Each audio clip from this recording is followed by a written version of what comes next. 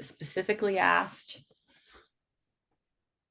Elizabeth to come here and speak to us about what we know and what we don't know and how the future looks. And my first interaction with Elizabeth was September 3rd, 2016. I found an email from her that she wrote for me in the Heathrow airport on the way to San Francisco, that she was writing about just becoming the leading head impact management project in Wales for rugby union. And the project was 6 weeks old at that point and currently a proof of concept, but I'm trying to extend it out to study women's rugby union. This was so unheard of the time. I had just put together Pink Concussions a few years earlier, which was domestic violence, military service, and sports. And people just couldn't wrap their head around women in sports even getting concussions. So I'm really excited to have Elizabeth here today. And Elizabeth, welcome, and please introduce what you'd like to with this group that we have. Thanks. Sorry, I'm losing my voice at the start. It's not a good way to start. But thank you, Catherine. Thanks for the invitation to do this. I'm really happy to be here to share this with you all. So from that point in 2016, I worked on an instrumented mouthguard, which is why I came to the UK in the first place. So moving on, but even at that time, like just from a concept standpoint, like when you were going around in 2016 talking about this, were people looking at you like, I don't get what you're doing? Yeah. Well, people look at me like that anyway. But yes, I wanted to look at brain injury biomechanics back in, I don't even know what year, 2003 is when I had my big crash. And I was, in the years following that, I crashes and fell off a bike and hit my head. Was really interested in how can we measure this? And at the time, you couldn't, well, at least I couldn't. So it came from that. And I cycled competitively for a number of years. I raced for New Zealand at Commonwealth Games and various world championships, and I had a lot of concussions. And I always wondered why I was so slow to recover. I always trained with boys. They'd get up and crack on, and it would take me sometimes months to feel okay again. And just over the years, I keep coming back to it. I had a whole forensic career between, studying the sports science degree that I was doing when I had that accident, and when I fast forward 20 years, no, it wasn't 20 years, a large number of years before I started this job in the UK, I've thought about it a lot. Why is it that me and the other female cyclists took so much longer, it just seemed to take so much longer to recover than the boys did? How can we measure that, and how can we do so? And it didn't, I didn't come back to it until 2016, and it took until 2019 to do a study where we actually measured the biomechanics of female heads. So we've done all sorts of things in and around it. But so if I go through what, a bit of the background about what led us to the study that we published in 2021, and then how that's informed a big global survey, which is then informed in changes World Rugby are making to their policy. So my colleague Anna Stodter is working on that, and what we're doing next to continue this research. So we've called this equal pay, equal protection, because more and more, so this is a video that is very loud for me when it starts, but you might not be able to hear it. So more and more women are getting into sports like rugby. This is the video of when New Zealand won the World Cup final in England. And the reason for showing you this video, if it works, is there's 47,000 people in the stadium, which is full capacity.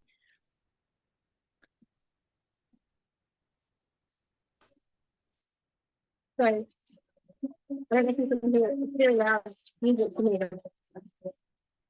47,000 people are going absolutely crazy in the stadium because a team of women won the Rugby World Championship a year early. That same team was told they shouldn't even play the final even fight. It was New Zealand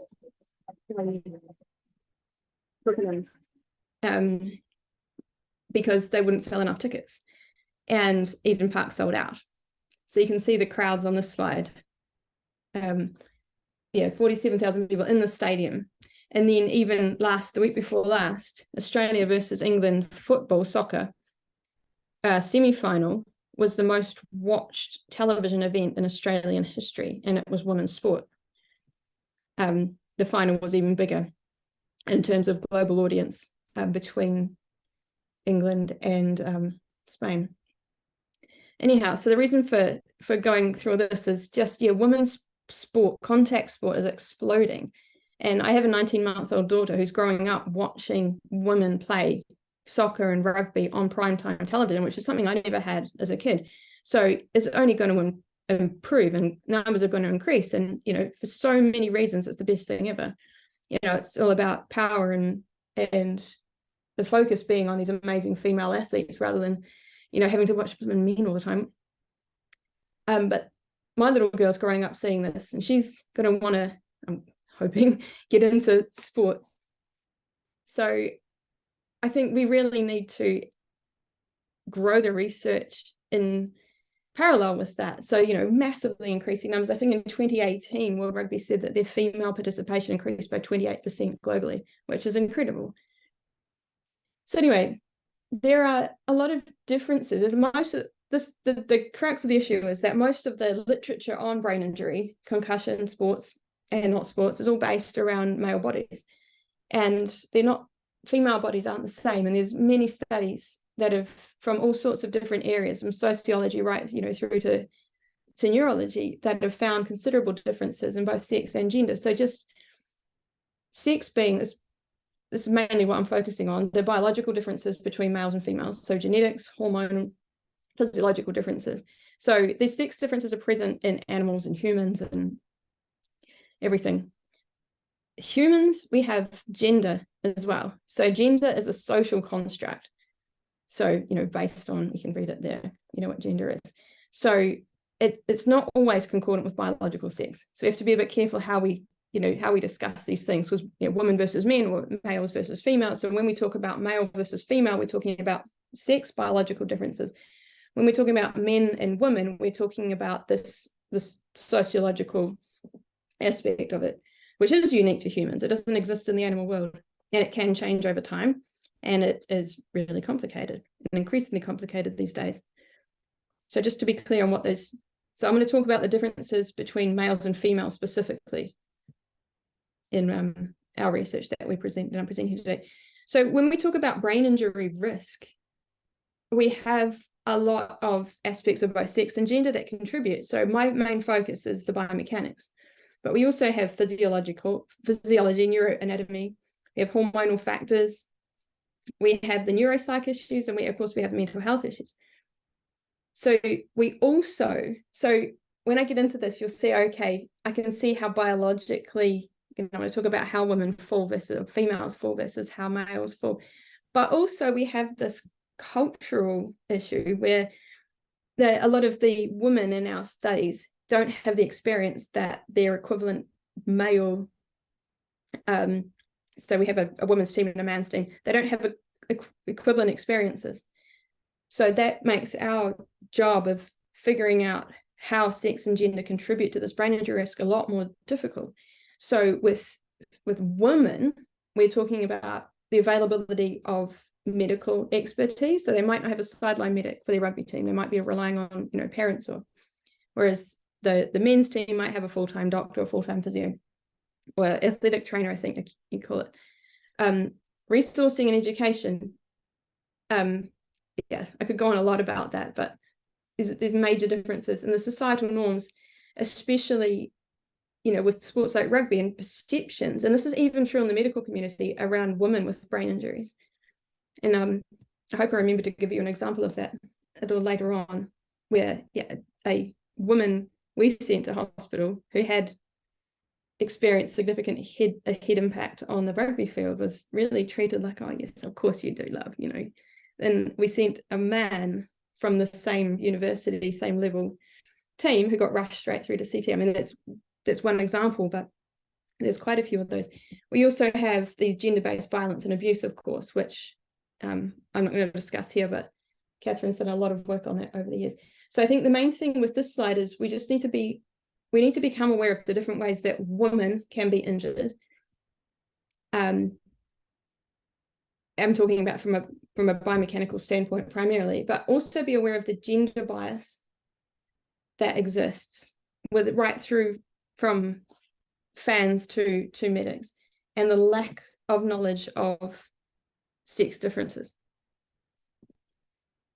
So when we talk about the actual brain injury risk of male versus female, so we're talking about biology now, females have been reported to be 1.5 times more likely to suffer a concussive injury, brain injury, in a frontal impact vehicle crash. So this is belted in the driver's seat.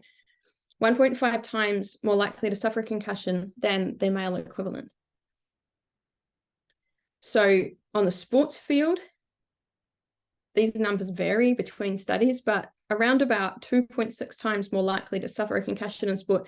And these studies are mainly US collegiate athletes. So you're comparing, soccer, lacrosse, the comparable sports, so comparable situations. So this is a big review by Van Pelt in 2021. So this differs for sports and, of course, ages and participation levels. So the study also reported rugby union to be have the highest incidence of concussion out of all the sports that they include in this review, which was extensive. So there's also different head impact mechanisms, which is what I'm mainly going to talk about later, but in both football, soccer. So Bretson et al. Have done a big study. There was 83,000 people involved in that study, participants involved in that study. They found different mechanisms for female soccer players or football in the UK than male. And then rugby, which is a study that my group published in 2021, we've definitely found differences in the kinematics of the head impacts between the women's team and the men's team. So following on from the initial insult to the head, the study by Broschek, and this is an older study. I mean, 2005, this information was made available. So they've reported cognitive impairment to be 1.7 to 1 ratio worse in females than males. So you're going back quite a long time now that this information has been out there. So the females also experience in the study greater objective and subjective concussive events. So they had different short-term memory, different long-term memory recall. This is not my area, but different overall neurocognitive effects. And then some other studies, so Tracy Coverson, who I know has done a pink concussions talk before, they've reported back in 2013, so this is 10 years ago already, that we've known this stuff, to females to have worse visual and combined memory function scores. So this information has been in the public domain for quite a long time.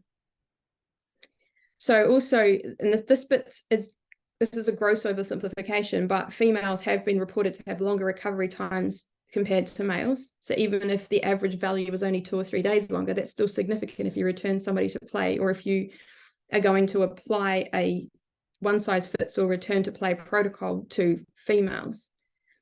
And I'll talk about menstrual cycle in a minute, how that is thought to affect it. So females are, and this is again, these studies, I believe, are US collegiate sports again, so more likely to report dizziness, fatigue, and difficulty concentrating. So some of the actual symptoms can differ. So if you're looking through a textbook, looking for textbook signs of concussion, you might see different things in females to males, which is something to be aware of. A study in 2018, which we are hoping to build on this coming season, have shown that hormonal contraceptive users have shown lower symptom severity than non-users. So that's something that, it's not my area, but I'm really interested in finding out more. So I'll explain our upcoming study in a minute. So this is a study by Dole et al. In 2018, who found in both humans and rats, the axons in the brain to be smaller in females, so lower cross-sectional area, than males. So Catherine explained this to me years ago. It's like, what did you say? It was the best analogy I've heard about this. A male axon is like a 10-lane highway. So if you have an accident in one of the lanes, you've got 9 lanes to divert the traffic through. And a female axon is like a dual carriageway. So if you have an accident in one lane, you've only got 1 lane to divert traffic. So the traffic's going to take longer to clear. I thought that was a brilliant analogy about that, actually. So we have these physical differences within the brain. So if you subject a male and female brain to comparable biomechanical forces, you can expect your female axons to have more damage. Now, this is something that we have 2 experts in our current team, Dr. Landley Brown and Dr. Olga Roldan-Raolo. So we have to explain this a lot better than I can. But studies have reported, and again, more than 10 years ago, the higher odds of high post-concussion symptom scores during your childbearing years. So while you have a hormonal fluctuation from your menstrual cycle, there's more of a chance of having a higher symptom score following a concussion. Now, progesterone, which is a hormone, has been shown to have very important neuroprotective effects. So I believe I was told by a clinician that they do use this, progesterone as a therapy for brain injury people. But again, progesterone during a normal menstrual cycle is highest in the late luteal phase. So if you have a concussion, this is an interesting paper actually that, again, we want to do a lot more work on this with bigger cohorts. So it's been reported during the luteal phase, which is the last 2 weeks of your cycle, if it's a 28-day cycle, and they vary hugely. If you have a concussion then, where that red arrow is, it's associated with much longer and more significant post-concussion symptoms. So what I'm wondering is, what if you have a concussion here? And the reason that this is important is because World Rugby, or was it the Consensus Committee, whichever it is, governing bodies have, they did have a 7-day return to play for their professional rugby players. Now it's gone out to 12 days. But even if you have a concussion here, where your progesterone is near 0, and you're not okay, and then you have your your 2-week return to play assessment when you're here, is that potentially going to mask some of your symptoms? Are you going to get cleared to return to play? And then a few days later, when your progesterone levels tank, is your whole life going to fall off a cliff? See, there's so much of this that is still... Yeah, Elizabeth, nobody's ever mentioned that before. That is super cool. And this isn't... So we've got Natalie and Olga, who are they'll be going, oh my God, Liz, what are you saying? But this is taking everything that I've read here and just going, okay, well, if these studies have shown that if you have a concussion in your luteal phase, you've got a significantly greater duration and severity of symptoms. But yeah, so my sort of hypothesis, or my concern, and what we're looking at in our latest rugby study, which I'll get to later, is what if you had a concussion in the early stage of your cycle? What if? I don't know. I don't know the answer. I don't even know if it's something that we should be really worried about or not bothered about, but it makes so much sense from what I've read and what we've seen in our athletes, that could be a problem. If you're going to return someone at 2 weeks, what are they in their luteal phase? Should we retest them at the end of their luteal phase, or day 1 of the next cycle before we let them play again? I don't know. Yeah, it's totally fabulous. And when I have talked to professional sports doctors about their professional teams, they always, after we talk about the initial part of this, they say, well, you know what, this is really amazing. We should ask those questions right around the concussion. And then they're like, well, maybe we should be tracking this, and maybe we should be aware of what their cycles are like normally. And they back up going, wow, maybe we should, as generally men, talk about this with our female athletes. Yeah. Oh my God, yeah. I mean, if I knew what I know now back when I was cycling, I think my whole life would have been a lot different. Although I've got some videos of cycling crashes in a bit as well. So as well as all of those things, we have the neck, which is something that we're studying, neck strength, quite a lot at the moment. So going back to 2008, even before that, I think in the early 2000s, even way earlier than that, people were reporting for vehicle crash models that the female cervical spine was a lot thinner than the men's. So significant differences in head, like the head geometry, so your ratio of your head to your neck, when we found that in our own studies, are considerably different between male and female. So you have a bigger head to smaller neck ratio in females.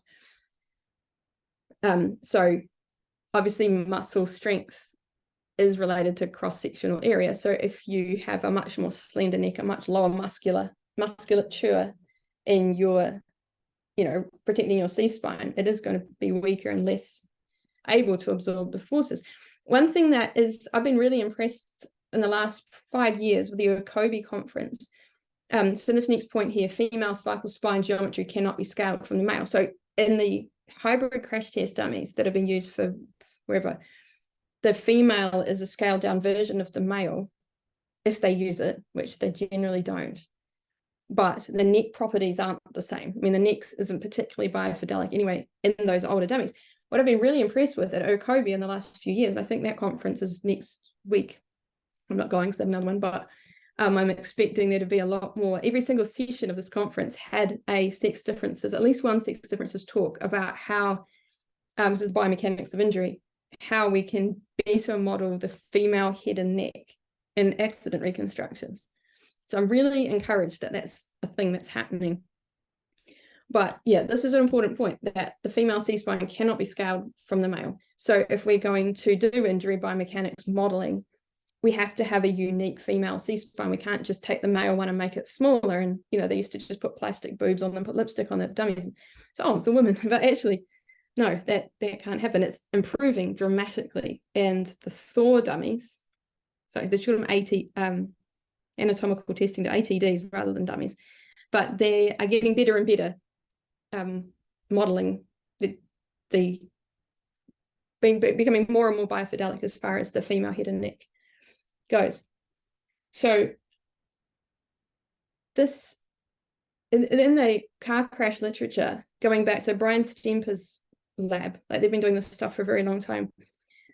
This is from dimorphisms in spinal anatomy are linked to increased head and neck movement in vehicle crashes. So it's whiplash. So they've published things like females being 17% more likely to die in a frontal impact crash. The males 70%, 72%, I think, more likely to have a serious injury than a male, and the list goes on.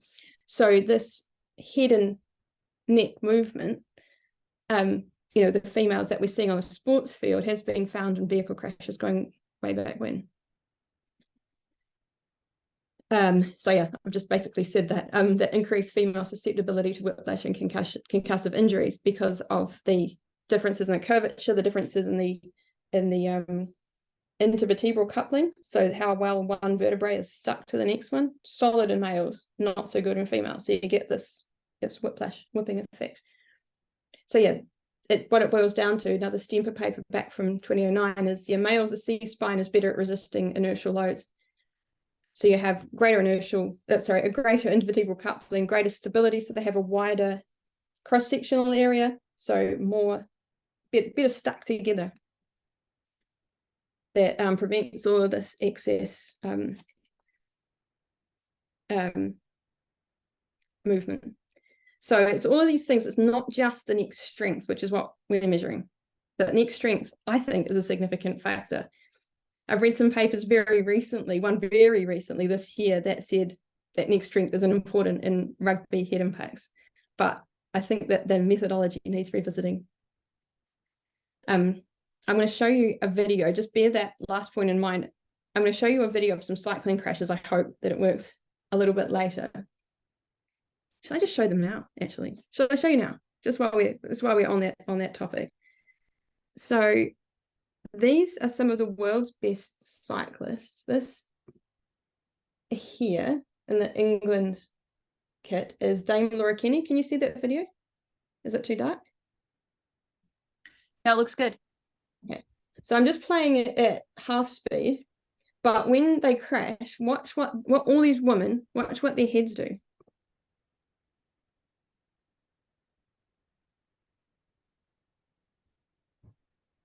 Any minute, there she goes, and bang. And the one over the top, bang.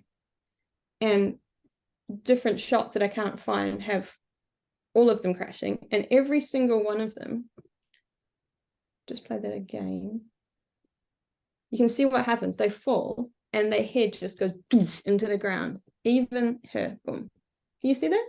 And over the top, the Mexican, Belgian, they all did the same thing. Their head just goes smash into the ground. So there's that. Now look at this. And these are just two examples. There are exceptions to every rule, but these are two examples that this is the men's Karen, also world championship. Whoa, hang on. I'll just turn the volume off because, okay, so you see how fast that happened. This guy crashed. They'll be going about 72k an hour. So watch this guy, this Australian, watch his head.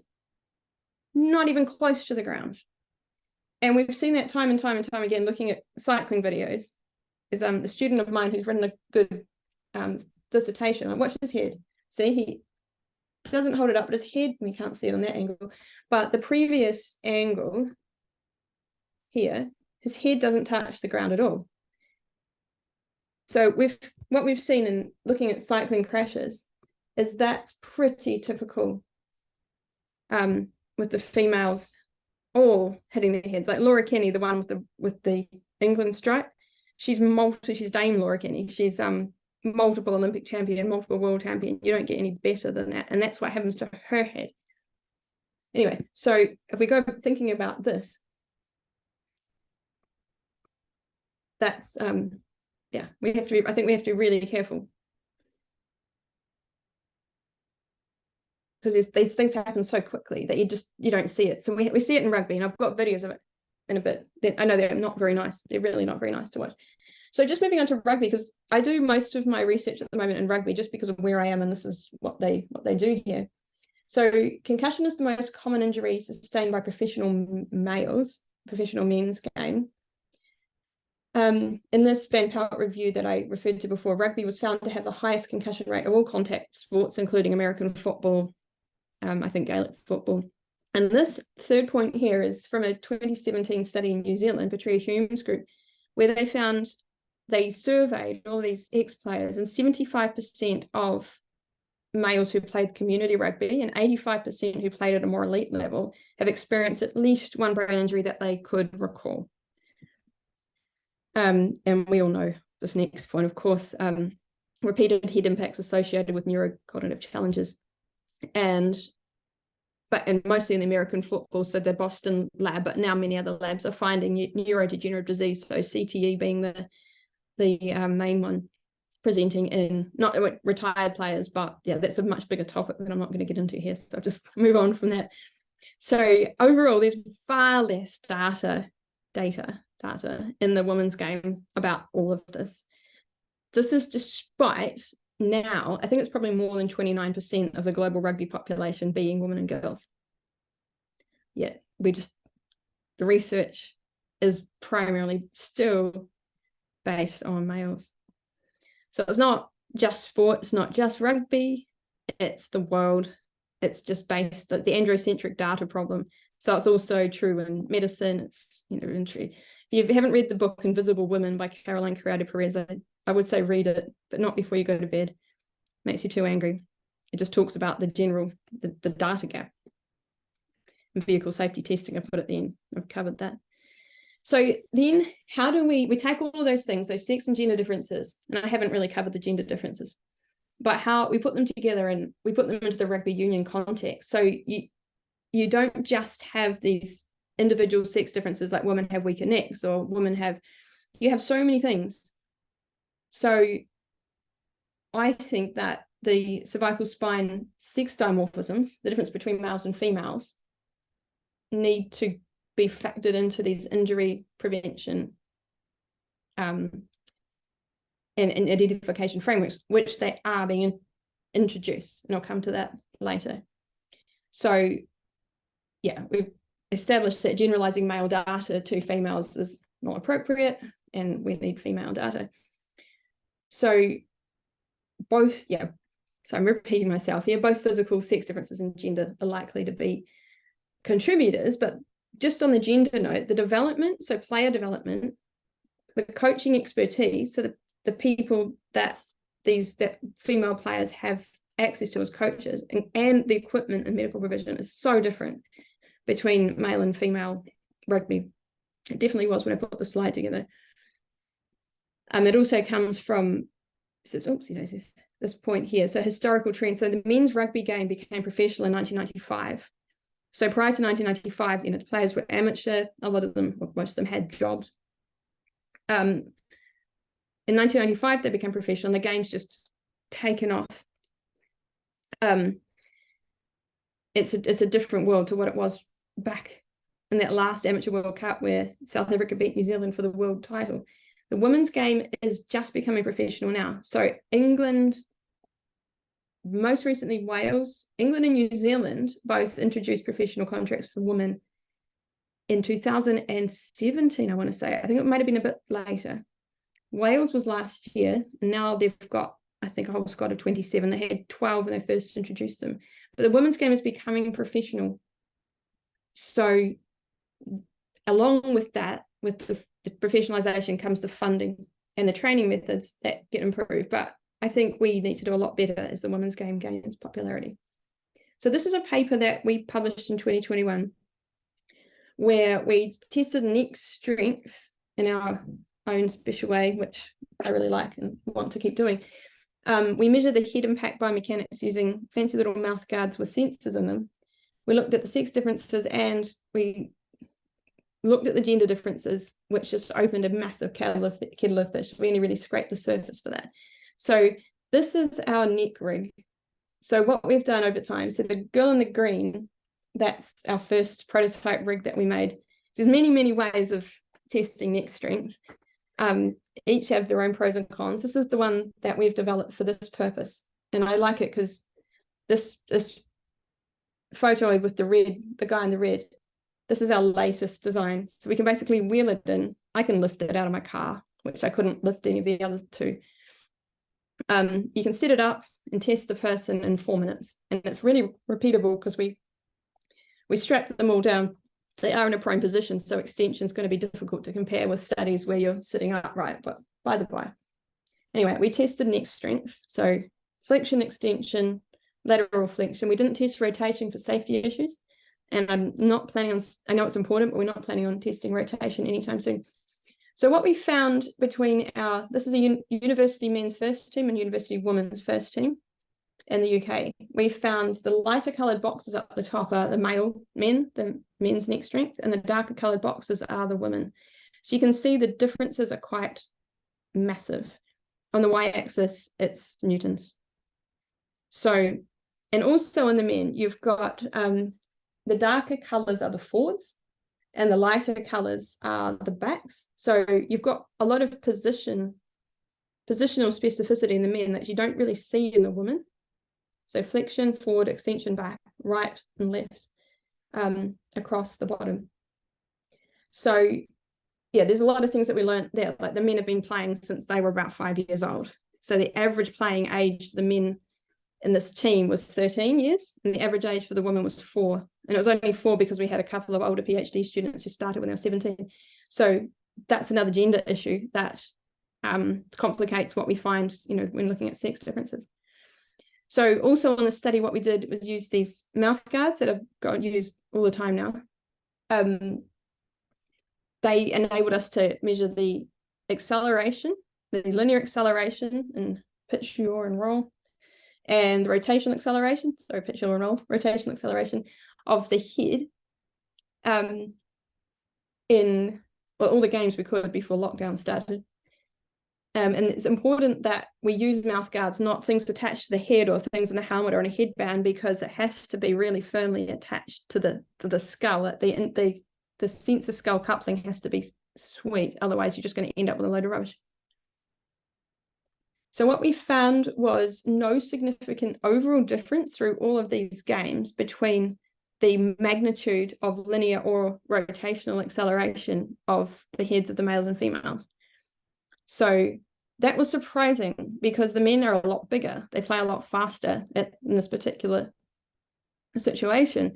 But yet we didn't find really anything, you know, any differences there, which surprised me a lot. But what we did find was that you can see this graph, the blue is males and the gray is females. And we're looking at the percentage of total head impacts. And from left to right on the x-axis here, indirect, so they've been hit somewhere in their body,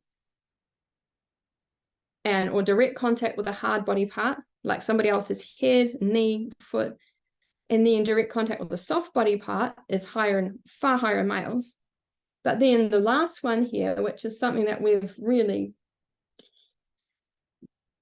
focusing on, is direct contact with the ground. So if you think back to those cycling videos, this is exactly the same thing.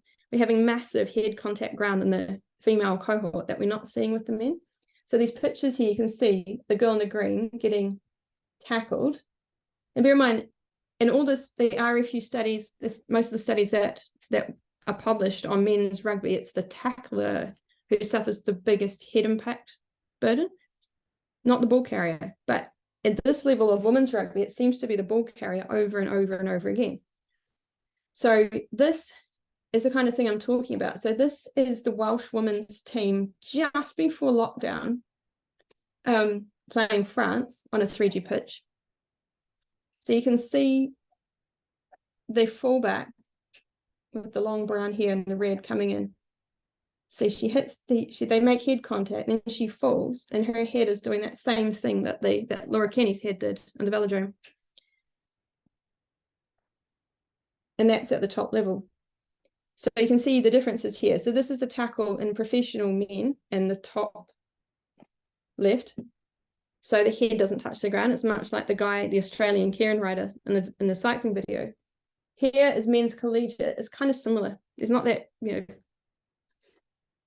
this is women's professional, women's Ireland, Scotland. This game was Six Nations a few years ago. You can see the head to ground of the Scottish, you can kind of see it, head to ground of the Scottish player here.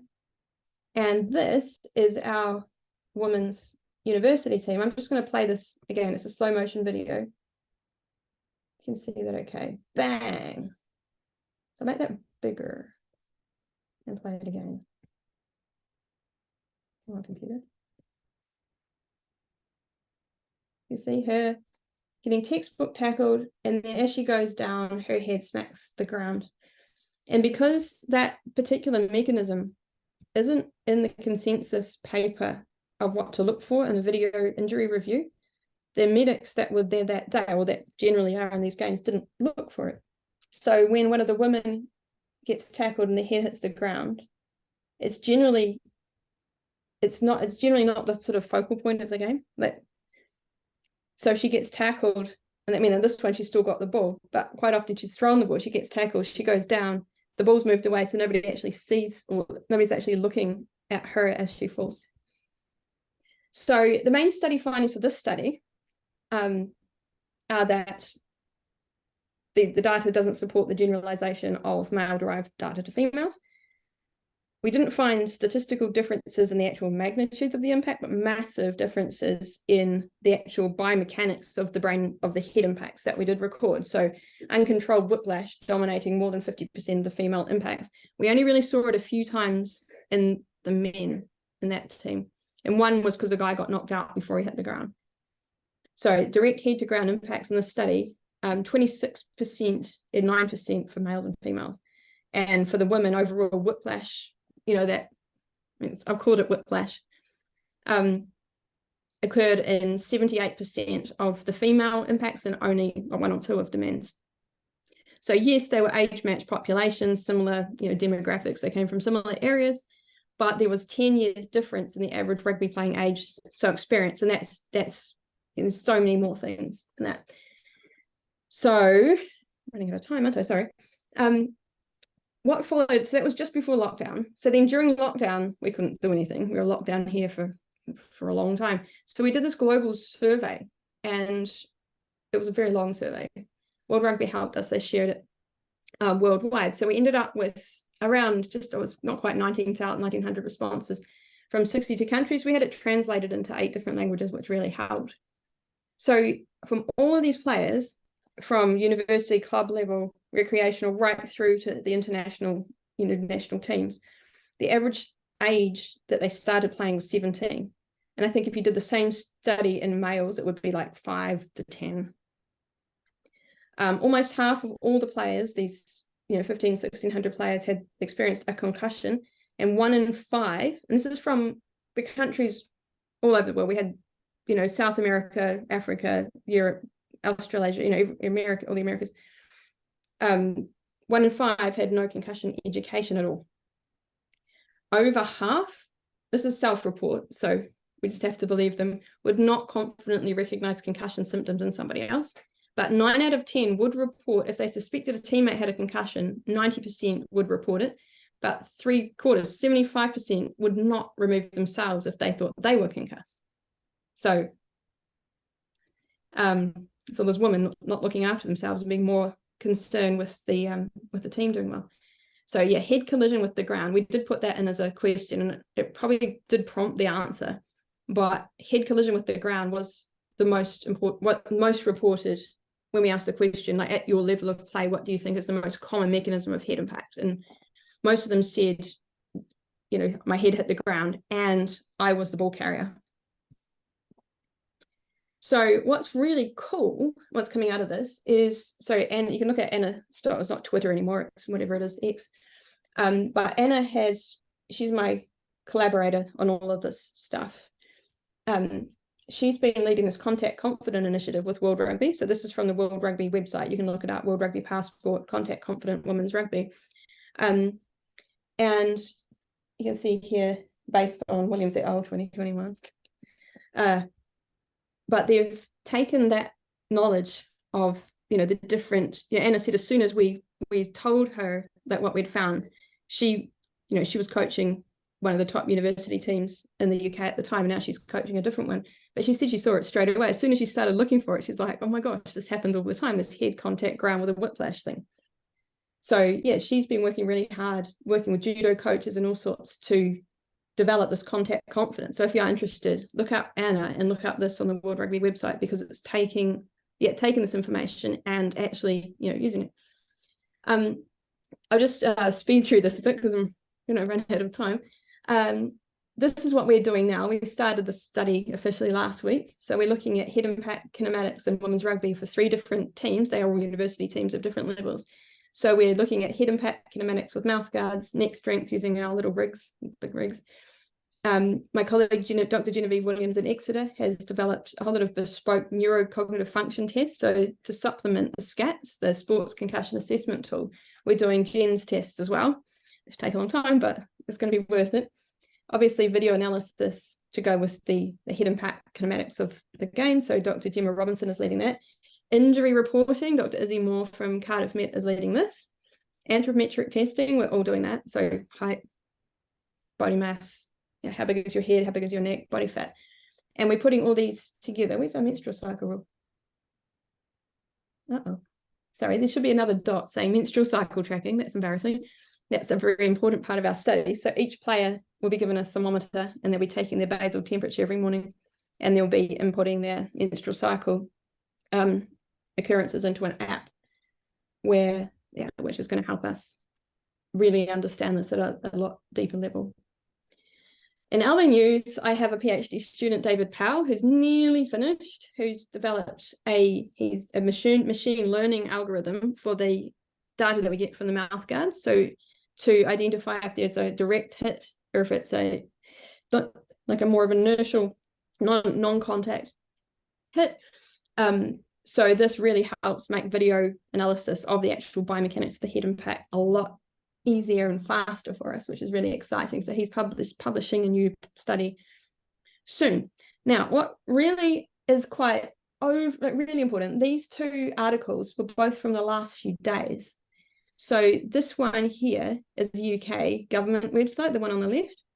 So actually this is a few days, this is a few weeks, whoops. So I was on this committee actually. I went to Westminster a couple of times to talk about this.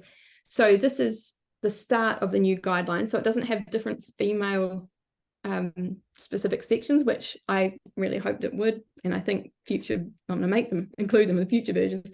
So yeah, when in doubt, sit them out. If in doubt, sit them out. is being really pushed at grassroots level in the UK now, which is awesome, because it used to be like, come on, toughen up, get back out there. For 5-year-old kids playing full contact. So that doesn't happen anymore, which is great. This one here is from the day before yesterday in Australia, where sporting codes could face mandatory return to play protocols, including 21 days out. So we've gone from 7 to 12, and now they're saying, 21. I mean, 21's also plucked out of thin air, but it's a lot better than 12, especially when you have females with, hormonal profile flipping on its head every 28 days. So this is really good news. So I'm optimistic that we're starting to head in the right direction. We've still got a long, long way to go. But that is what I was going to say. So these are the people that helped me. There's my Twitter or X, whatever it is now, and my email if you want to ask any further questions if we run out of time now. Thank you so much. That was awesome. And it's such important work. And I think it comes into the end of like, how do we fund this work?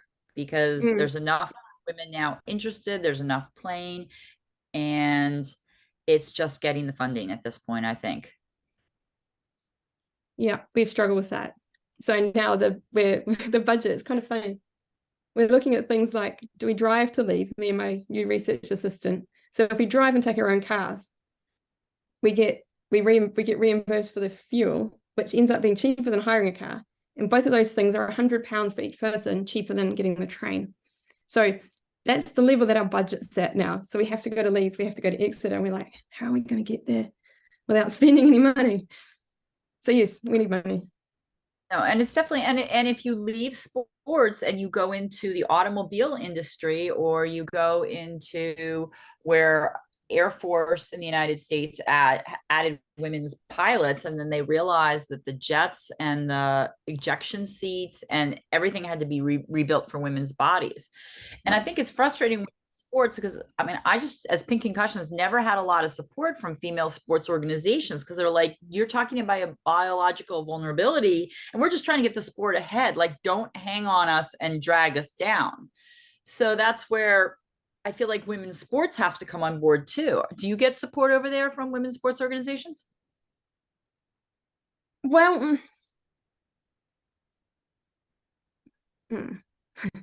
I get support from men's sports organizations trying to distract from their brain injury issues. Yeah. So, I mean, it's a hard question to answer. So yes and no. So the individual players now, like if I give them a talk like this, so I'm put together a talk for the players we're trying to recruit, and say, look, this is what's happening, this is what we've done, this is what we've found, this is what someone else has found, this is what we think. Are you in? And they're like, yes, if they get it. But some of them are like, oh, look, I just can't be asked, So that's a big problem. The individual players, we have probably about 75% and 25 just, they just want to play rugby. They just want to, they play on a Wednesday, they go out and have a few beers. They don't want to not have beers if they have to go to hospital. It's just, but the organizations, it's a hard one because they're trying to build women's rugby. That's their priority. Like the team we're working with now, super, they've got all these resources to develop the players more. They've got an expert female coach. They're pouring, not pouring anymore. They've got significantly more funding available and resources available now, and they're trying to get the numbers up. And that's their focus is getting them to a better league to win matches.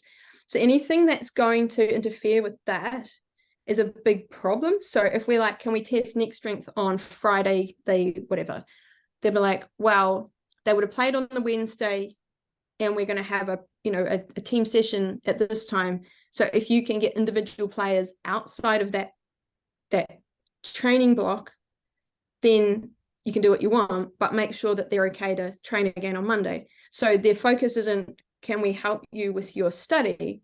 Their focus is, don't piss us off. So don't get in the way of our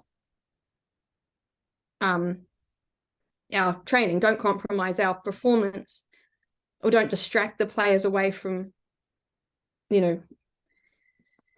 So, I mean, it's still a battle. And, to be honest, I was, after this study, I've been thinking for quite a few, probably a couple of years actually, like this might be my last go at it, because it's just, you spend so much time, you know, they're coming in at 3, the next person will be here at 3:15, you have everything set up, you have like 6 research assistants all ready to go, and the players just forgot, or they were wearing the wrong clothes, or they just decided not to show up.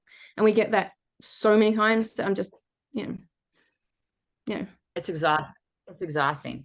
The other thing, just our last before we go, is the age of when you started playing sports. And I think that's my personal thing, is from what I read, is I really think that's key in American football and the long-term neurological issues, where you have 5-year-olds, 6-year-olds, 7-year-olds, 8-year-olds, 10-year-olds having, 600 hits, right? So we have this where women have started later.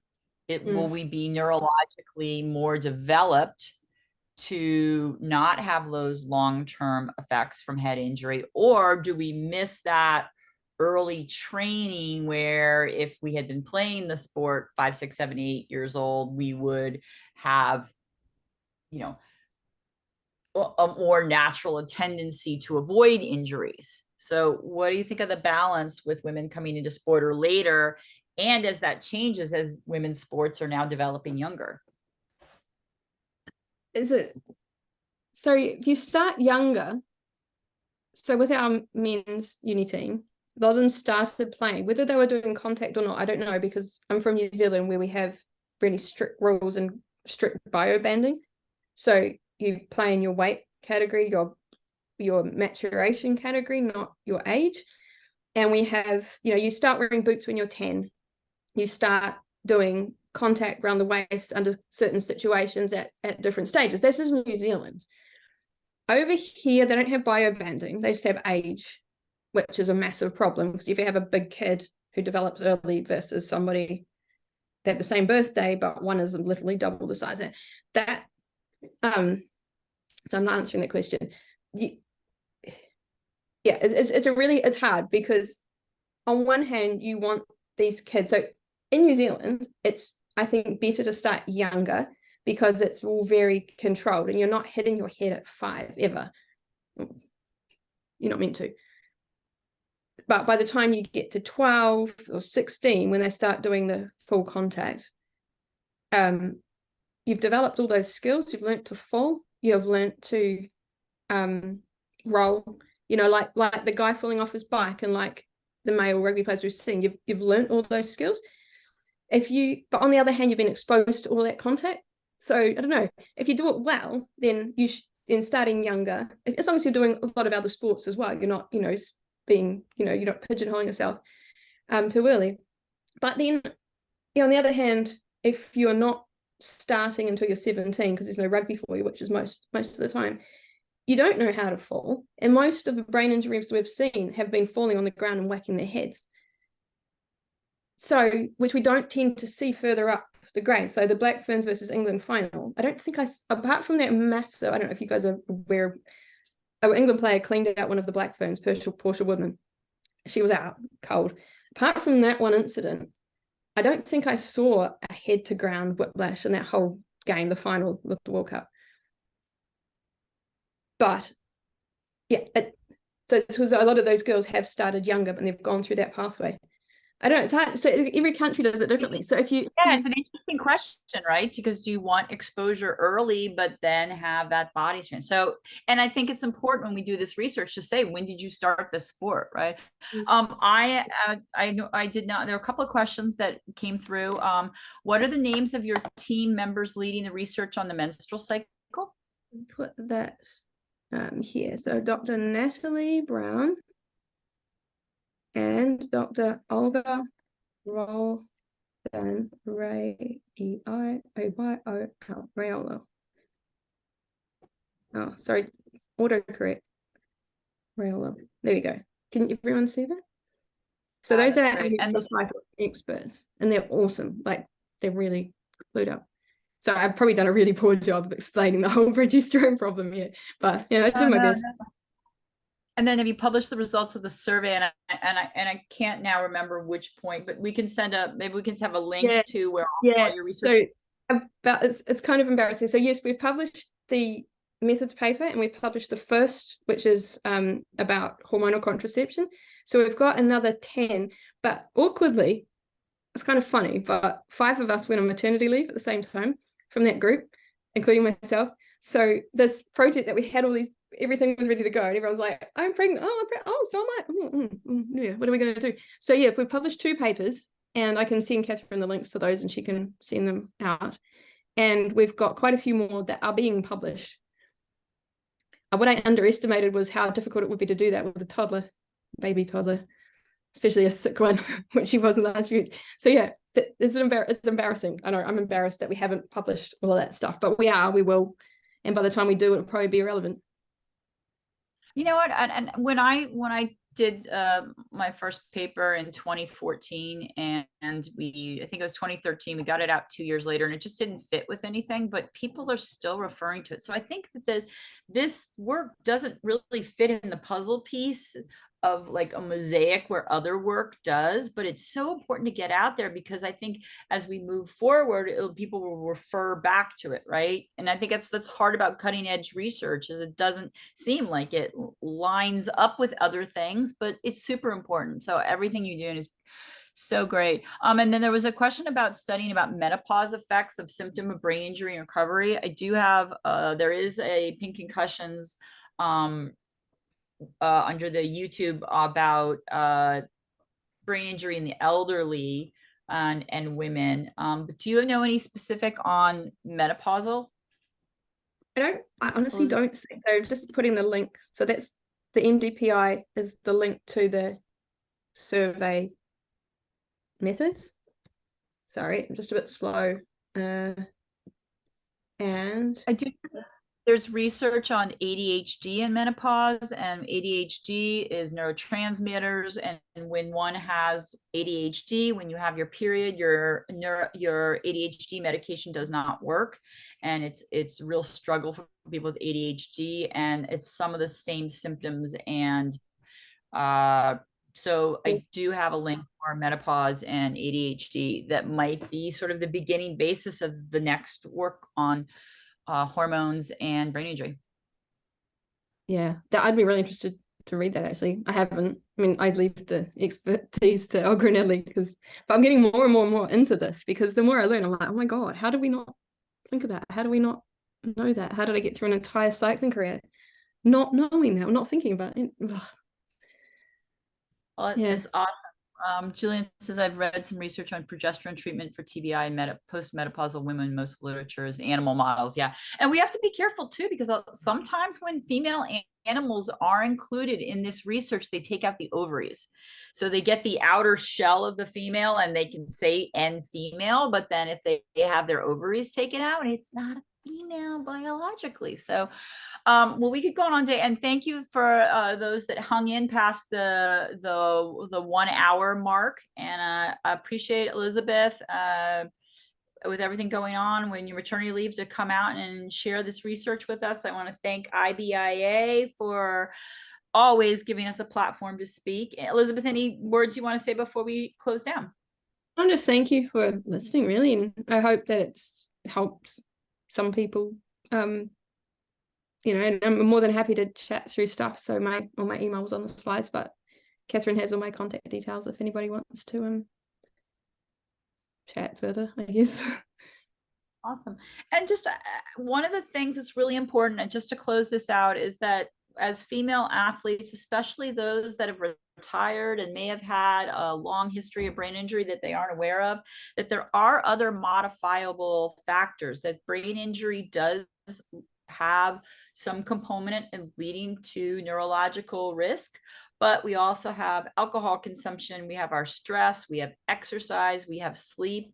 So it's really important as we roll these things out and we talk about brain injury in women, for especially the athletes who've never considered it, that we also put into context there are many things that one can do to help one's brain health moving forward. Yeah, I sort of say as well, I've got, some, and this, Catherine, a friend and others in this situation, retired female athletes who have had a heap of brain injuries, now thinking that they have CTE because, I don't know, I mean, all of those things you just mentioned. So I think it's really important to say they probably don't have CTE, and not to go, because I think if people start thinking this, we've got all the CTE all over the news, then people like her start to go, oh my God, what if I've got it and there's no hope and it's a bleak future, and just, you know. So I think we all have to be really careful. I've said this to a few journalists lately who have contacted me for stuff, like really careful about how we talk about it. Because yeah, I mean, it's a huge problem in so many people, but it's not a problem for most people. So it's the psychological, you know, if you've got hormonal changes in your body and you're having this whole like, oh my God, I can't remember. I mean, I put my keys in the fridge all the times, but you know, it's really struggling with all these neurocognitive symptoms and going, oh my God, I've got CTE. And then that being that leading them down that, you know, big psychological gurgler. So yeah, I just think we have to be really careful about how you've told me this. And there is treatment. I just went through it with menopause and changed my ADHD meds, and the symptoms went away. So, you know, there are pieces, because there's so many women out there that have undiagnosed ADHD, brain injury, and the combination of menopause. So working together, moving forward to a more positive future, so that Elizabeth's daughter can go out there and be a star in whatever sport she'd like to do and be safer. So thank you, everyone. Thank you, Elizabeth. Thank you, Jennifer, for being our tech person. And thanks for everyone for sticking in. And when that link goes out, share it with other people. So thank you so much. And Thanks so Elizabeth, much. there are tons of compliments to your work that just went by all through this. So thank you so much. Take care, Thanks. everyone. Cheers.